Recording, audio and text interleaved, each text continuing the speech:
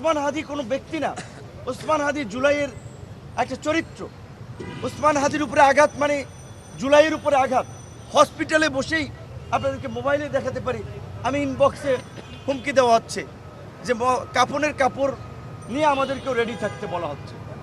এখন আমরা কার কাছে নিরাপত্তা চাবো? কয়জনকে সরকার নিরাপত্তা দেবে?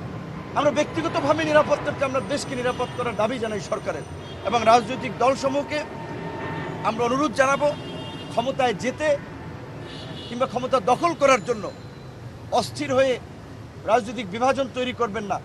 আপনাদের বিভাজনের কারণেই এখন পর্যন্ত ফ্যাসিবাদী শক্তির আস্ফলন দেখাচ্ছি। ফ্যাসিবাদী শক্তি 18 দলীয় জোট করতেছে, নির্বাচন করবে, নির্বাচনের মাঠে থাকবে, নির্বাচন বানচাল করবে, এই আওয়াজ দিচ্ছে। আওয়ামী লীগ নিষিদ্ধের সময় আমরা সকলের পরিষ্কার অবস্থান দেখতে পাই নাই। আওয়ামী লীগের বড় দোসর জাতীয় পার্টি সহ ফ্যাসিস্ট শক্তিকে নিষিদ্ধ করার প্রশ্নেও আমরা রাজনৈতিক বিভাজন দেখতে পেয়েছি, কারণ ক্ষমতার হালুয়া রুটির ভাগ বাটোয়ারা। তো এই ক্ষমতার হালুয়া রুটির ভাগ বাটোয়ারা নিয়ে যদি আপনারা ব্যস্ত থাকেন এবং জুলাইয়ের ঐক্য নষ্ট করে যদি দেশে বিভাজন সৃষ্টি করেন, এই দেশে কিন্তু কেউ নিরাপদ হবে না।